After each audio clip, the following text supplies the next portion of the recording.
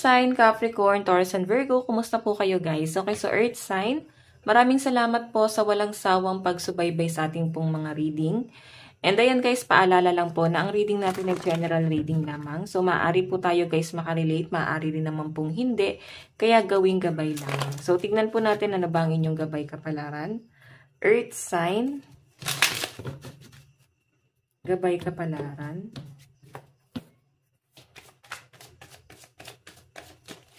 Meron tayong bow. So, nakikita ko rito guys, may nakapending kang swerte. Okay? Parang ipinangako sa inyo ni universe na parang sa nakatakdang araw na to, ibibigay niya sa inyo.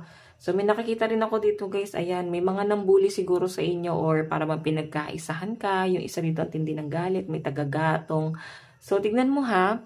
Ipagdasal mo na lang daw sila earth sign kasi babalik at babalik sa kanila yan. Okay, babalik at babalik po sa kanila yung karma na ginawa nila sa inyo. Sabi ko sa inyo po, karmic year ngayon, babalik sa kanila yan. Okay? Kaya gumawa lang tayo ng kabutihan sa kapwa natin. Tignan po natin. Meron tayong marionette. Actually guys, kung bakit sila ganyan na binubuli ka or parang piling mo pinagkakaisahan ka earth sign. Kasi hindi ka nila guys makontrol. May sarili kang plano or meron kang gustong gawin sa buhay mo. Okay? Gusto nila na parang sumunod ka na lang or sumunod ka sa kagustuhan nila. So guys, pagdating sa mga decision mo sa buhay, siguro mas maganda pa rin na parang ikaw na lang yung gumawa nun. Okay? Hindi mo kailangan makinig sa ibang tao. So, pag may mga taong kumokontrol sa inyo guys, siguro mas magandang layuan mo yan. Kagaya nga sabi ko kanina, huwag nyo na guys intindihin or pansinin. Tignan po natin, ayan no, matindi talaga yung galit nila sa inyo guys kasi hindi ka po talaga nila makontrol. So parang dudurugin ka nila guys sa sumbat. Grabe, grabe yung energy guys. Yung feeling na parang, parang bang nagiging war freak yung taong yan. Siguro ikaw naninibago ka. Bakit natututo na siyang lumaban ng ganyan? As in, grabe yung galit na nararamdaman nitong taong to, guys. Or pwede ikaw to. Okay, ikaw to. Tignan mo yung energy nila, oh. Tignan mo yung energy mo. Kasama mo yung person mo. So, I think pinagdadasalin na lang na ito yung mangyayari sa kanila. Or hindi mo na hinangad na kung ano man na mangyayari sa kanila. Siguro, earth sign, parang bahala na si universe.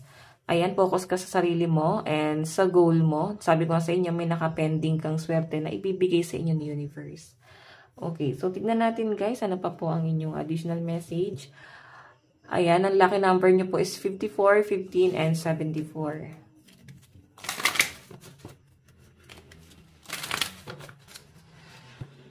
Okay. Meron tayong let your fears dissolve. So, earth sign, ang sinasabi rito, para bang may mga takot ka pa rin nararamdaman. Kumbaga, parang pinipili mo pa rin maging kalmado. Ayaw mo na sa gulo. Okay? Parang gusto mo na magbagong buhay. Gusto mo na ng bagong mundo. Okay? And doon sa bagong mundo na gagalawan mo, guys, parang siguraduhin mo na wala ng toxic doon, wala ng stress. Nakikita ko yung ano mo dito, yung kagustuhan mong lumayo doon, no? Gusto mo na lang guys ng maging kampante na lang yung energy mo.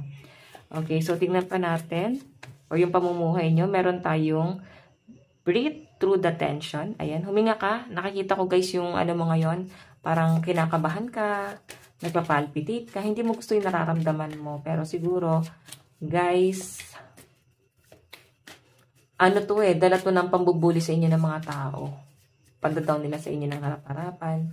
So, be matured enough, no? Pag ganyan kasi guys, hilig pa nila guys ng gulo. Sa pinapakita sa akin guys, ano yan hindi pa sila nagmamatured. Meron po tayong step up and lead. Diba? Nakikita ko na kailangan mo rito manindigan or tumayo sa sarili mong mga paa. Okay? Basta ka na lang masyadong mag-focus dun sa mga negative. Focus ka na lang sa mga magagandang bagay na paparating sa inyo. Okay? Kung bakit negative yung lumalabas rito? Kasi ang dami negative sa circle mo. Ikaw yung positibong tao. Pero yung mga tao sa paligid mo, guys, I think, marami silang inaano sa inyo. Alam niyo yun? Daming sinasabi. So, tignan po natin pagdating sa love life mo. pagdating sa love life.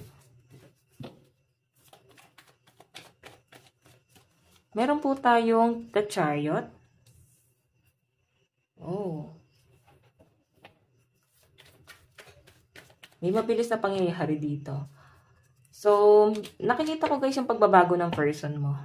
Okay? Nakikita ko na para bang naging malambing siya sa inyo, mas lalo siyang naging attached sa inyo, mas lalo kanya guys iniingatan ngayon, pinapahalagahan. Siguro kasi ikaw na lang talaga yung kakampi ng person mo ngayon. Or pwedeng ikaw to. Bumabawi ka sa person mo kasi na-feel mo na para bang siya na lang talaga yung kakampi mo rito. Siya lang yung nandyan, hindi ka iiwan sa battle mo, no? And para bang yung mga taong nang api sa inyo, hindi sila yung totoong kakampi mo, kundi yung person mo talaga ngayon, Earth sign. So, siguro wag ka na lang pabago-bago ng desisyon or pabago-bago ng iniisip kasi nakaka-apekto rin yan, Earth sign, sa mga desisyon mo sa buhay. Okay? Dala ng emosyon. So, kontrolin mo yung emosyon mo. Tignan natin pagdating sa kaperahan po ni Earth sign. Earth sign.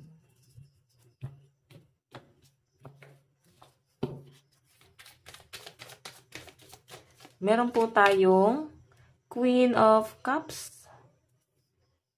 Okay, nakikita ko guys, may mga tinatamad dito. Tinatamad kayo or pwedeng hindi kayo na motivate or pwedeng dala ng anxiety or depression. Pag may depression kasi guys, para bang wala kayong gustong gawin. Gusto nyo lang guys matulog, mamahinga. Tignan pa natin, meron tayong Six of Cups.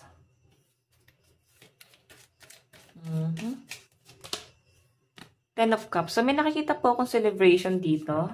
Siguro kaya ka nagpapahinga ngayon kasi may celebration na nangyari.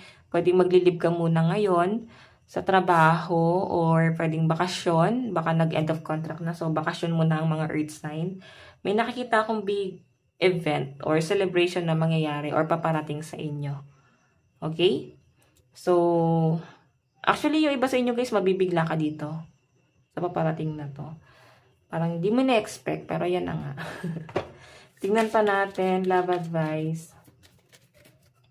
Meron po tayong wedding. Oh, mukhang papunta na sa kasalan po ang mga Earth sign. Meron po tayong chemistry.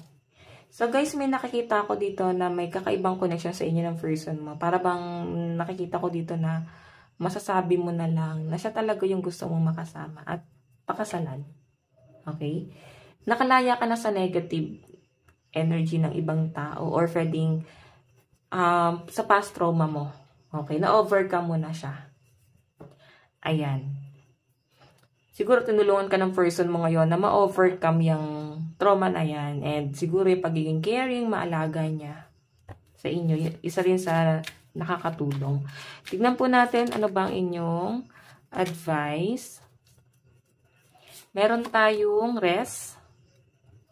So guys, ayan, kailangan mo rito is pahinga. Pahinga, yun lang naman eh. Pahinga mo yung isip mo, puso at damdamin mo. Kung ang daming pressure na nangyari dito, no? So, Earth sign, ito lang naman po ang inyong daily love reading. Hanggang sa muli. God bless and love you all. Bye-bye po.